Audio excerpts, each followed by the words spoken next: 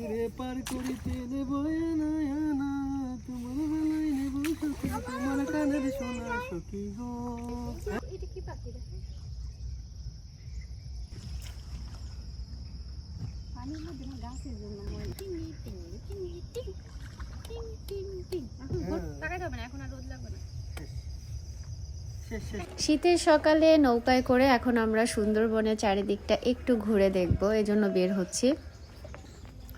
ভোরে ঠান্ডা না লাগলেও না এখন কেন যেন ঠান্ডা লাগতেছে, তো আমাদের ডাকতেছে নৌকায় ওঠার জন্য, তো এই জন্য বের হয়েছি। আর এই তো এখানে আবরার অলরেডি সামনে, কারণ সে হচ্ছে সবার সামনেই থাকতেছে, সে পিছনে আসার নাম নেই। আর আমি হচ্ছে গিয়ে একটু ঠান্ডা লাগতেছে থেকে শাল পরে নিছি, আর কি বলে শাড়িও পরছি, চেঞ্জ করে নিছি আর কি, আরেকটা পরছি। এত কষ্ট করে যেহেতু এত কাপড় চোপড় নিয়ে আসছি, তো সেগুলো কাজে লাগে আর কি।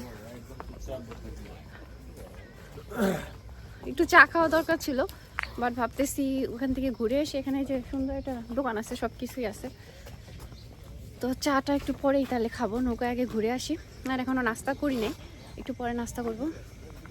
আর আবরার মাশাল্লাহ মানে যাকে পায় মানে তাকে এত মানে কাছের বানায় ফেলে, কি আর একটা ব্যাপার, মানে নিজের থেকে গিয়ে হাত ধরবে, জিজ্ঞেস করবে, কথা বলবে, সম্পর্ক বানায় ফেলে আর কি।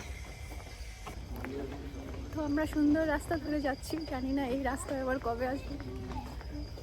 আসলেও হয়তো সেম রিসোর্টে আসা হবে কিনা জানি না, কারণ মানুষ সবসময় নতুন জিনিস পছন্দ করে, নতুন নতুন অভিজ্ঞতা নিতে ভালোবাসে, তাই না?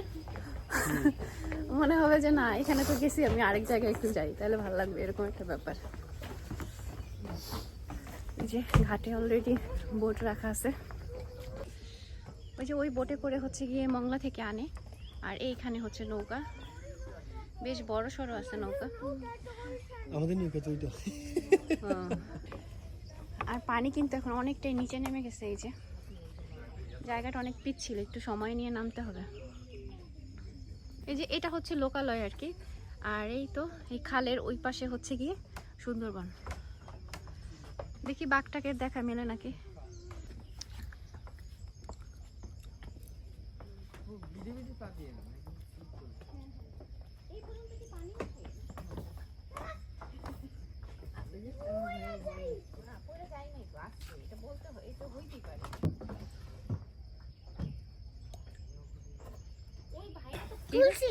কি হয়েছে বাবা?